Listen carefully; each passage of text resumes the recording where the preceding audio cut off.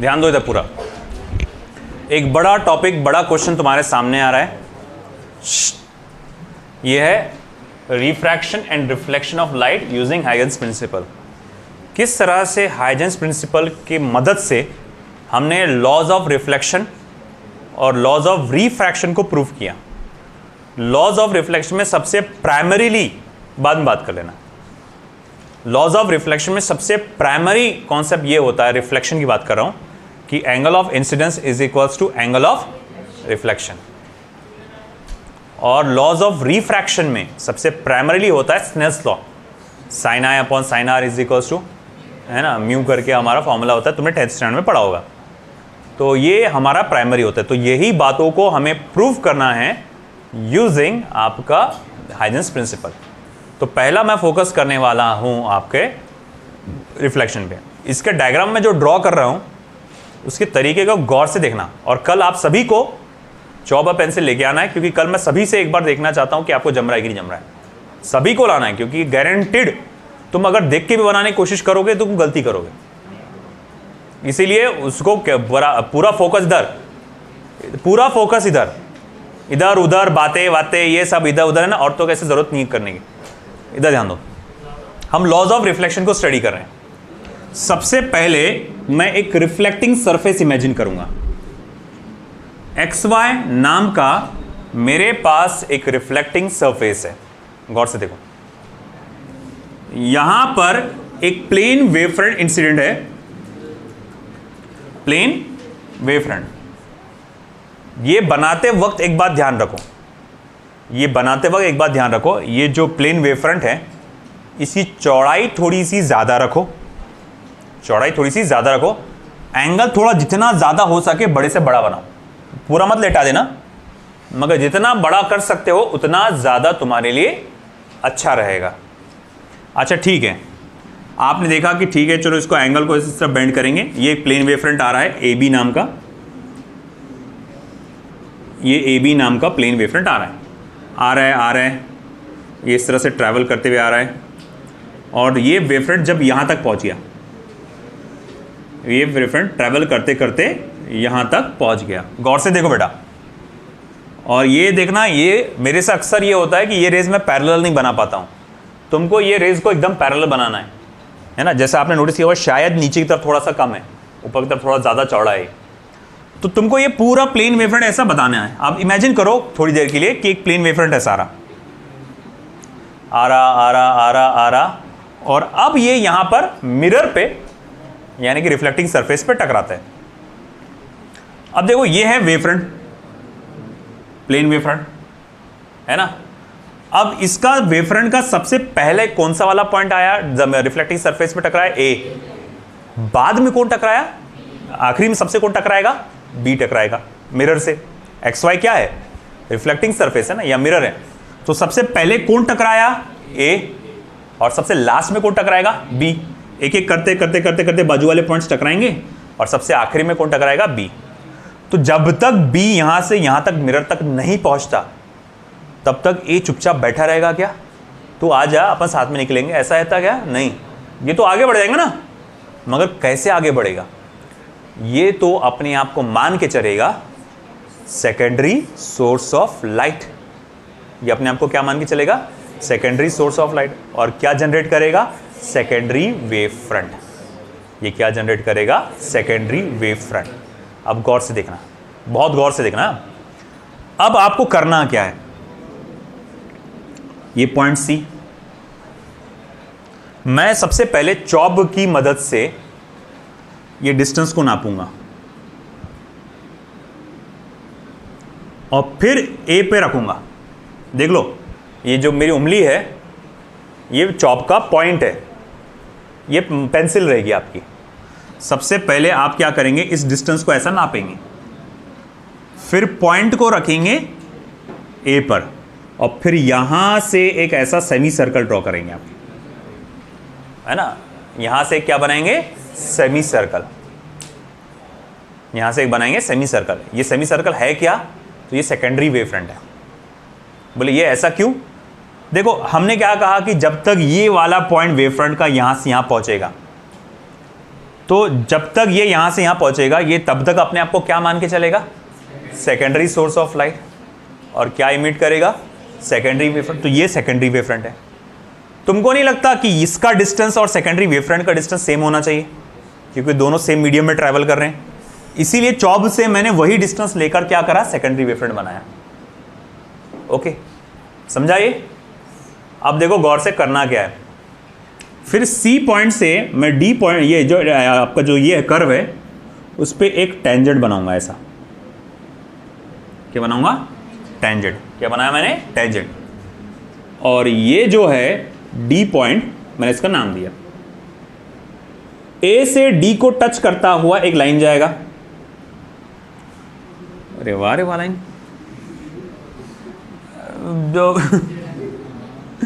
तो ए से ऐसा जाता डी को चीरता हुआ एक लाइन जाएगा सीधा, है ना, डी को टच करता हुआ एक लाइन जाएगा, और उसके एग्जैक्ट पैरेलल ये दूसरी लाइन जाएगी। एग्जैक्ट पैरेलल ये दूसरी लाइन जाएगी। तो ये जो सी डी है ये भी थोड़ी देर के बाद यहां आ जाएगा, और मैं ये कह सकता हूं जो सी डी है असल में ये एक रिफ्लेक्टेड वेव फ्रंट है। क्या है ये, रिफ्लेक्टेड वेव फ्रंट। ये क्या है, incident wave front. A B क्या है, इंसिडेंट वेव फ्रंट, और सी डी क्या है बेटा, रिफ्लेक्टेड वेव फ्रंट है। ये बात याद रखना आपको, ठीक है। फिर उसके बाद क्या, मैं यहां से एक नॉर्मल बनाऊंगा। इसी तरह का नॉर्मल मैं यहां पर भी लूंगा। ये दो नॉर्मल्स मैं ड्रॉ करूंगा और उनके नाम दे देता हूं मैं, ये M और ये N, MANC। इसी तरह दो पॉइंट्स लेता हूं मैं रेज ऑफ लाइट को, ये P, ये Q, ये R, ये S। P, Q, R, S। देखो ये वेव फ्रंट है, ये रे ऑफ लाइट है। रे ऑफ लाइट किसके जैसी होती है, वेव नॉर्मल के जैसी। तो यकीनन ये एंगल कितना होगा, 90 डिग्री। ये भी वेव फ्रंट है, ये रे ऑफ लाइट है, ऐसी जा रही है, यानी वेव नॉर्मल। तो ये भी एंगल क्या होगा, 90 डिग्री, है ना। अब मैं चाहूंगा कि आप एक काम करो, ट्राइंगल ABC,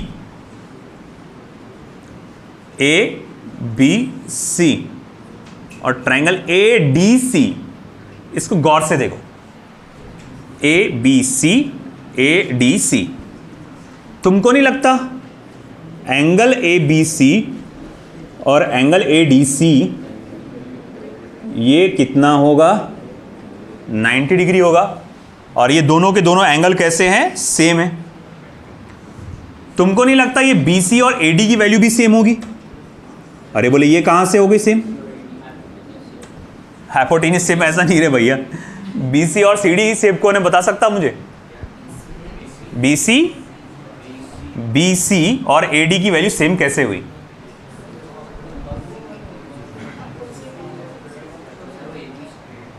BC और AD सेम कैसे हुए? अच्छा एक बात बता, AD क्या है? AD, अच्छा AD क्या मैं ये कह सकता हूं कि वो सेमी सर्कल का रेडियस है? गुड। BC और AD मैं, अच्छा BC को, सॉरी क्या नाम है, AD, हाँ AD को क्या ये मान के चल सकता हूं मैं कि सेमी सर्कल का रेडियस है? क्या मैं ये कह सकता हूं कि AD असल में distance travelled by the secondary wave front है? और आपको तो ये याद होगा ना, थोड़ी देर पहले मैंने सवाल किया था ना कि जितना डिस्टेंस ये ट्रैवल करेगा उतने ही डिस्टेंस सेमी जो सेकेंडरी वेव फ्रंट है वो भी ट्रैवल करेगा, है ना। और मैंने भैया उसी को तो ध्यान में रखा था, BC लिया था और उसी से तो मैंने सर्कल बनाया था। तो AD बराबर ही चाहेंगे ना उसके। अरे तुमको ज्योमेट्री नहीं समझ रही क्या?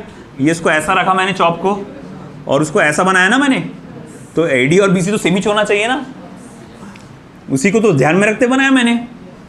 AD तो सिर्फ इसका एक हिस्सा आ रहा पूरे सर्कल का, है ना। तो BC और AD की वैल्यू कैसी है बेटा, सेम है। और AC जो है वो क्या है बेटा, कॉमन साइड। ये क्या है, कॉमन साइड। तो कई साल बाद आपको एक वर्ड सुनने में आएगा SAS टेस्ट, है ना, कि दोनों ट्राइंगल्स आपस में कैसे हैं, कॉन्ग्रुएंट है। ये नाम सुनने में आया होगा काफी टाइम बाद, है ना। तो मैं कहूंगा कि triangle A B C is congruent to triangle A D C, है ना। तो angle A B C is congruent to triangle A D C. अगर ए बी सी ट्राइंगल और ए डी सी ट्राइंगल आपस में कॉन्ग्रुएंट है तो मैं ये कह सकता हूं कि angle B A C should be equal to angle D C ए।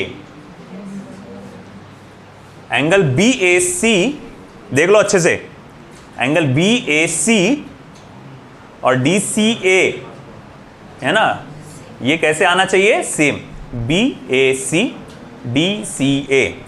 तो ये दोनों एंगल्स कैसे आना चाहिए, सेम आना चाहिए।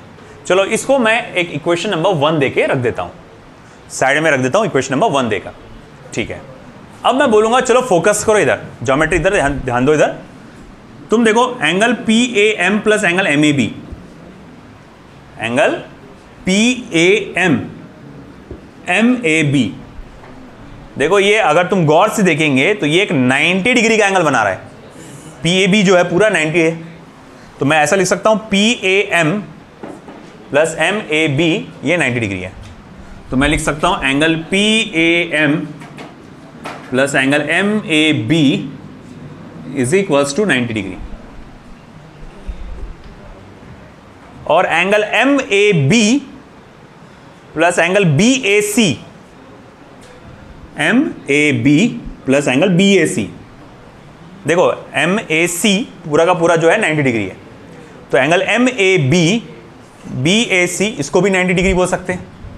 तो angle M A B plus angle B A C, ये भी क्या है, 90 डिग्री है।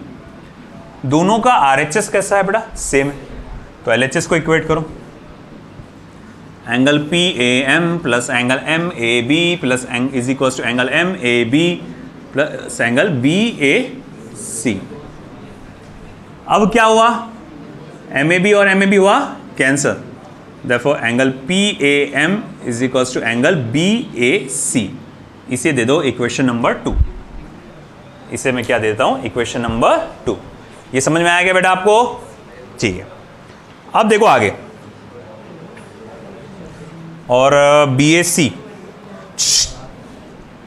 एंगल पी ए एम, हाँ एंगल पी ए एम अगर नोटिस किया होगा आपने, ये एंगल ऑफ इंसिडेंस है। एंगल पी एम जो है वो एंगल ऑफ इंसिडेंस है। तो मैं इसको ऐसा भी लिख दूंगा कि it is equal to angle of incidence. तो अब इसको दे दूंगा इक्वेशन नंबर 2। चलिए अब आगे,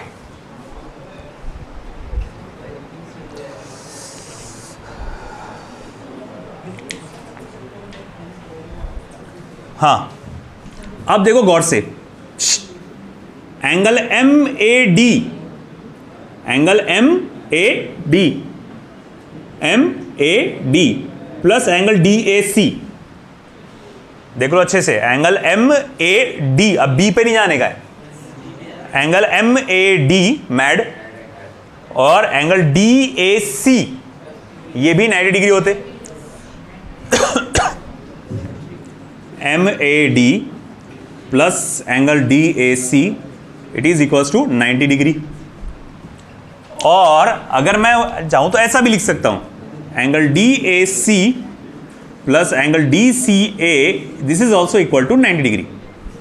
अब आप सोच रहे हैं ये कैसे हुआ, देखो इधर आप ट्राइंगल ए डी सी पे ध्यान दो, ट्राइंगल ए डी सी इस पे ध्यान दो, गौर से देखो, ट्राइंगल ए डी सी इस पे ध्यान दो, ये पूरा एक ट्राइंगल बन रहा है, उसमें से ये वाला एंगल 90 डिग्री का है।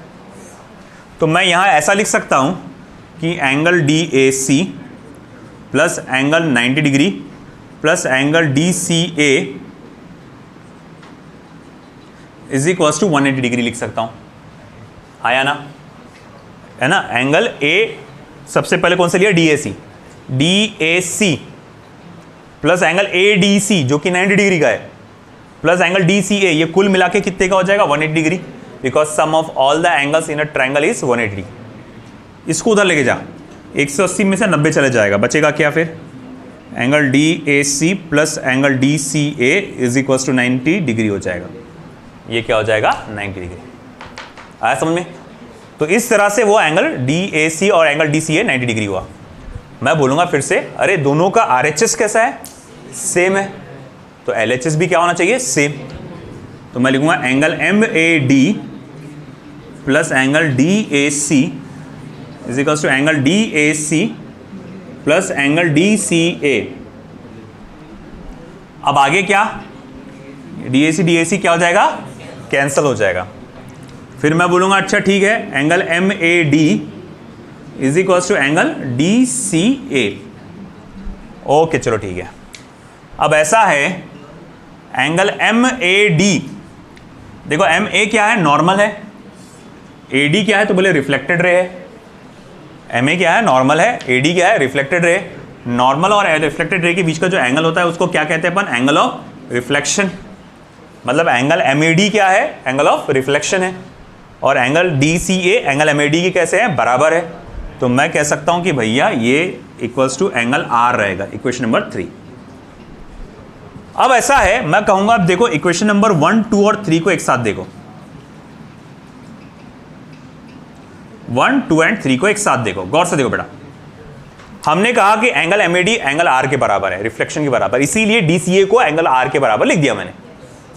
हमने यहां 2 में क्या लिखा कि एंगल PAM, हमने देखा वो तो एंगल ऑफ इंसिडेंस होता, और वो PM BAC के बराबर है, तो इसीलिए BAC को I के बराबर लिख दिया मैंने।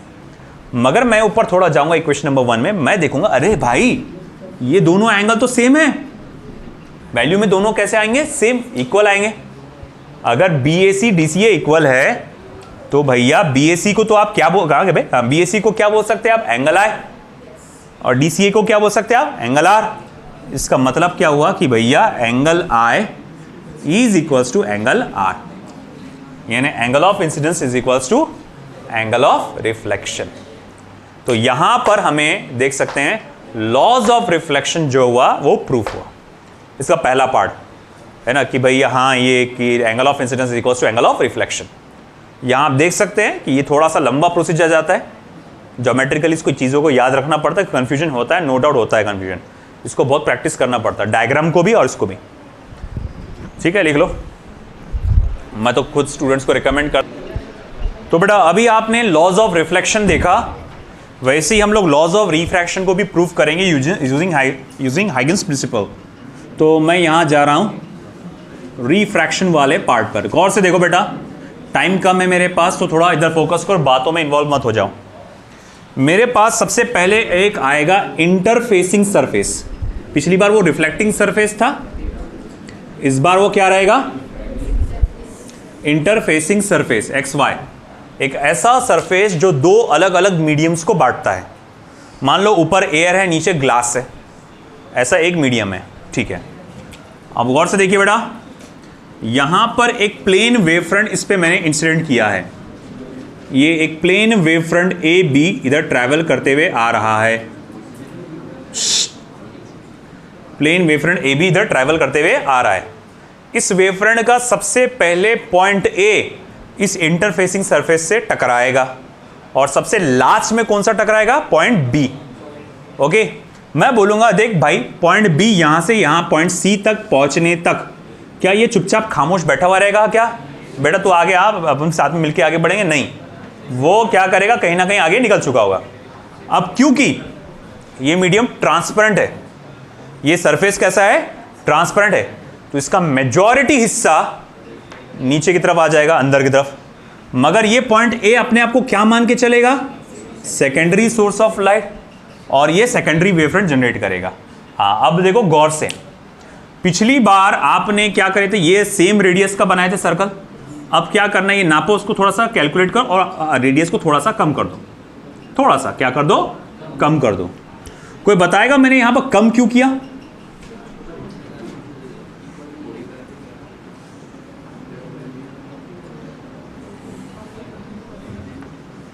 कोई बताएगा मैंने कम क्यों किया था। ये पिछली बार मैंने इक्वल रखा था, इस बार मैंने कम क्यों किया,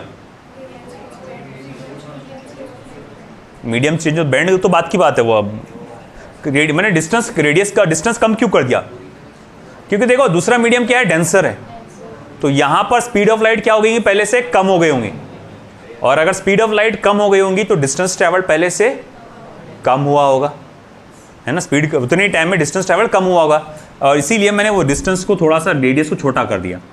अच्छा ठीक है, चलो इधर से इस तरह से आ गया। अब क्या करेंगे आप, यहाँ से एक टेंजेंट बनाएंगे इस तरह से।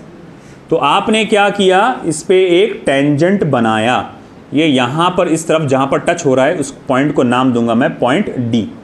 चलिए इस पॉइंट को मैंने नाम दे दिया पॉइंट डी, ठीक है।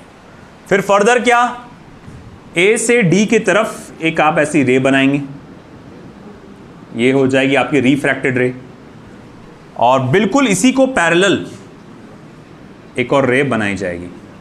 और फिर मैं इस सी डी वेवफ्रंट के पैरेलल में एक और वेवफ्रंट बना लेता हूँ सी डी। ये समझाने के लिए मेरे को आसान है कि देखो ए बी जो था वो इंसिडेंट वेवफ्रंट था और सी डी जो है वो रिफ्लेक्टेड वेवफ्रंट है।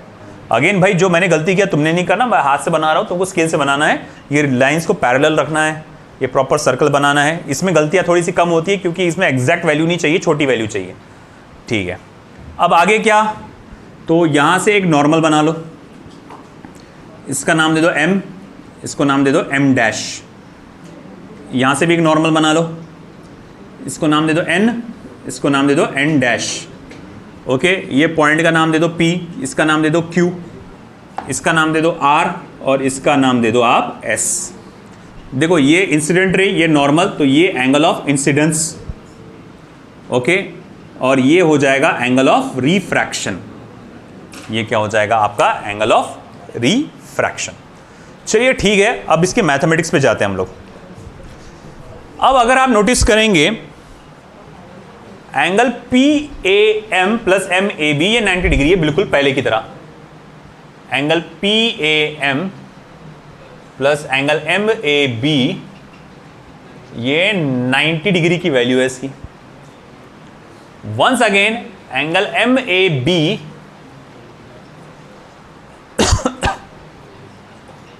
Plus angle B A C, ये भी 90 डिग्री की वैल्यू रखते हैं।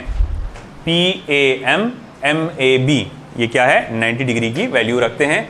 Once again M A B B A C, ये भी 90 डिग्री की वैल्यू रखते हैं। देखो मैं ये कहूँगा angle P A M plus angle M A B is equals to angle M A B plus angle B A C. फिर एम ए बी कैंसिल हुआ, angle P A M is equals to angle B A C, जो पहले यहां तक ही किए थे अपन ने, equation number 1, इसको नोट करके रखिए। चलो ठीक है, और एक और बात बता दूं, देखो भाई तुम्हारा एंगल पी एम जो है एंगल ऑफ इंसिडेंस है, तो इसके लिए एंगल ऑफ इंसिडेंस है, तो इसलिए एंगल आए, इसे इक्वेशन नंबर 1 दे दो, ठीक है। अब देखो आगे, angle M dash A D, angle M dash A D और angle D A C. M dash A C अगर मैं बोलूँ तो पूरा 90 डिग्री है, तो angle M dash A D और एंगल डी ए सी, ये भी मिला के 90 डिग्री होता है। तो angle M dash A D plus angle D A C is equals to 90 degree, okay.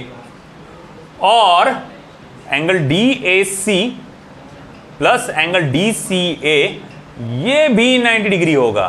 बोले ये कैसा, अरे वो sum of all the angles in a triangle are 180 degree.